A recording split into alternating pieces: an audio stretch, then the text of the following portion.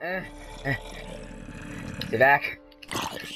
Get away. Oh no, there's so many. There's so many. You won't kill me. I won't let you. Hello,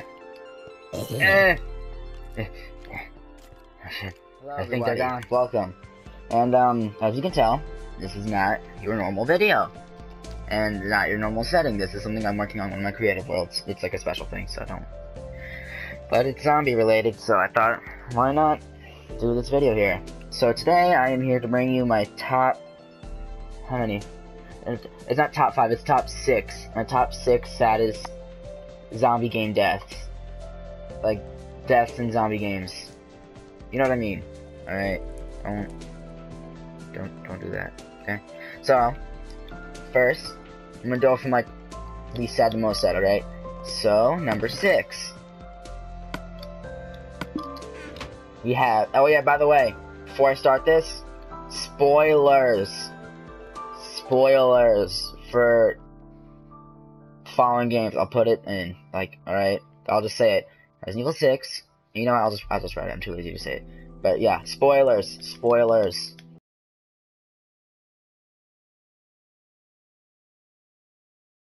Okay? Anyway. You've been warned. Exit now, but, like, anyway, so. First, at number 6, we have Carly from The Walking Dead Season 1. And it was a very unexpected death for me, as it may have been for a lot of people. But if you, well, depending on which way you choose. So, you know, Walking Dead is a Telltale game, and it's based on your decisions. So, in the part where you're in the diner, it's a building, and there's zombies, and you can either save Carly or Doug. I'd save Carly. Doug got torn apart. I thought I could save them both, but whatever.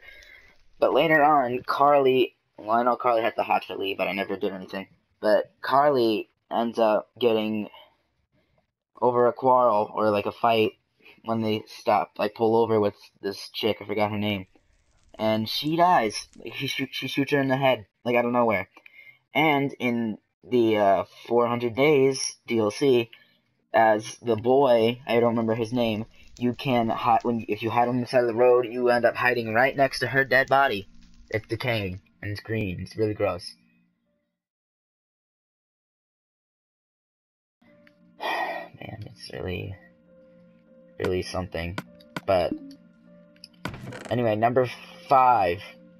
Next, we have, at number 5, we have Tess from The Last of Us. And so if you don't know, in The Last of Us, you play as Joel, and Tess is your partner through a decent beginning of the game. And after you get separated at some point, she starts acting funny after an encounter with a zombie. You later find out in City Hall that she got bit by the zombie, and she's infected, and she's going to turn. So, with the authorities, or the military, whatever, coming after them soon, she decides to sacrifice herself, leaving Joel and Ellie to run ahead. And, yeah. You can even watch as they barge in, she shoots at them, and they kill her. They gun her down. And, honestly, when I first did that, I was very sad. And at one point, I actually went down there and killed all the guards. I just went on a rampage. But anyway, what number? Buster, stop being cute in my bed. Number 4. Wait. 6? 5? Yeah, sorry, number 4. This is my first time doing this, so please bear with me. Number 4. Maybe I saw the name. Okay, number 4. We have Piers from Resident Evil 6. Now, personally, I don't know why. I don't think he died, but just because they lead you to think he did die, I'm putting him in here. So in Resident Evil 6, in Chris's campaign, you play as Chris and Piers.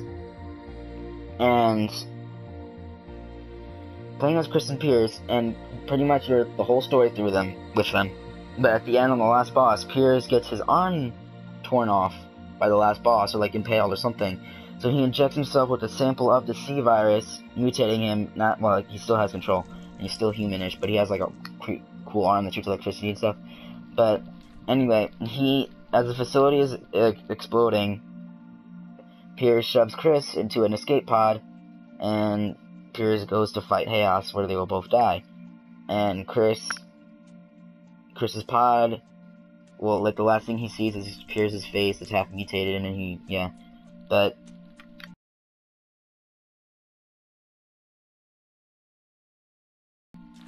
he pretty much watches as the facility explodes. But I don't know, part of me thinks that Piers is dead, but he's probably dead.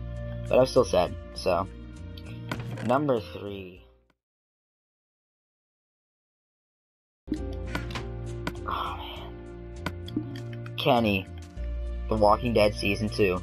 Now, yes, this is an optional death, like, depending on your choices. But, like, damn, what was I saying? But, yeah, he can die. So, like, at the end, he can stay alive throughout the whole thing until, like, the last chapter. Chapter 5, where Clementine, Jane, and Kenny are fighting.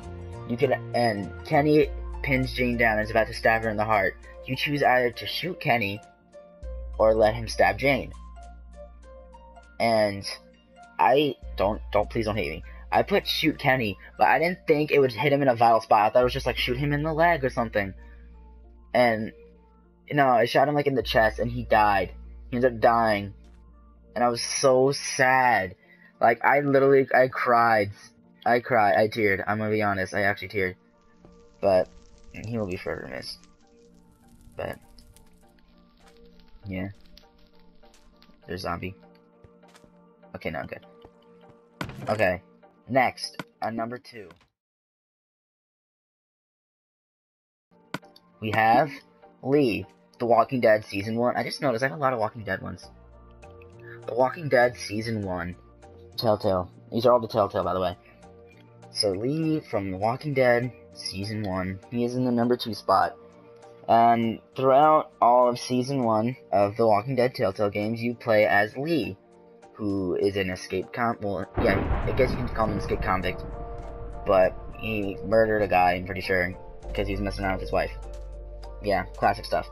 But then he finds Clementine, he's going through the whole thing, and pretty much raising her in a way, and then they find out her parents are dead and stuff like that. But when Clementine goes missing, he finds her hat, but a zombie attacks him and bites his arm. And you could choose to cut it off, but it doesn't help, by the way. I cut it off. It was, oh god. But he ends up well, the last choice you make, you're giving Clementine advice. You're handcuffed to a radiator, because you don't want to hurt her. So you can tell her to either shoot you or leave you. And I shot Lee, and not letting him go through that. So, rest in peace, Lee.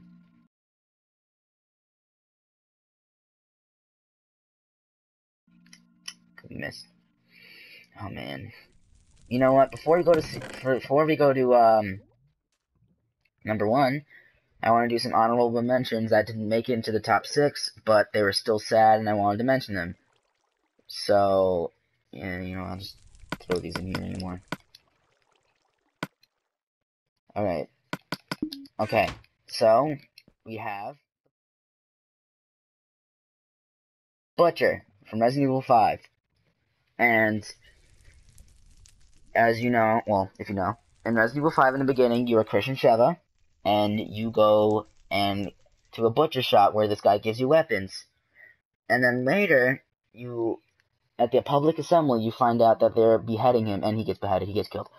And I was pretty shocked, and I was like, no, I couldn't look. I'm pretty sure every time they do that, I just skip the cutscene, or like, I don't look at the head chopping part, because it really just disturbs me. But I thought it was a very, yeah, I was disappointed and sad a little bit. But it wasn't like too sad that it gets in the top 6. It was like, oh. Alright,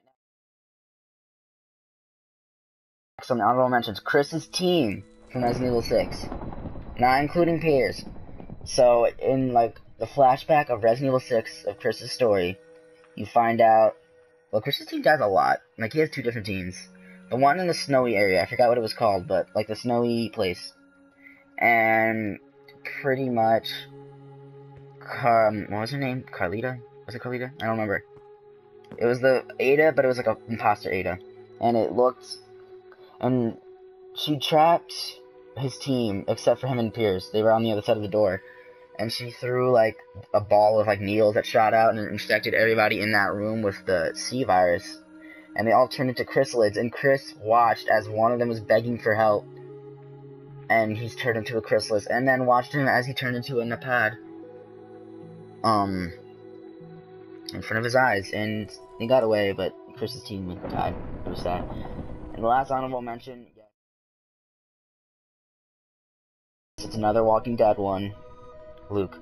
From The Walking Dead Season 2. Now, I only know one way he can die. I don't know if he can turn. But he drowns. He drowned in the... I think he drowned. I forgot what happened with mine. I think he just drowned in the ice pond. Because you're walking across a frozen lake to get to the other side. And Luke falls in. But there's zombies in there too. But I went in there to help Luke. And he died anyway. Like, I watched him as he drowned. And I was so sad. I said, no, I like Luke. He actually he smashed with Jane. Okay. Well, now the moment of truth. Which, oh, shite. The moment of truth is number 1. Don't look. Nah, shit, I got the wrong one. I got the butcher again. Here we go, number 1. This should not surprise you if you know The Last of Us. Sarah. From The Last of Us. Like, in the prologue of The Last of Us, you're Joel. And actually, no, you're not Joel. You're Sarah, his daughter. And it's like right when the outbreak is starting, and you're trying to escape. And, you just run through the whole place with zombies chasing you, and then you finally get stopped by this one, soldier. And then he gets orders to kill you both. And Sarah's like, what? And pretty much Joel, her dad, like he's holding her because her foot is hurt. And he, what's it called? The guy shot at them, and Joel turned away to save Sarah, but she ends up getting shot in the chest or the stomach. And she bleeds out in Joel's arms and dies in his arms, and it's his daughter. And she's crying, and she's all sad and scared.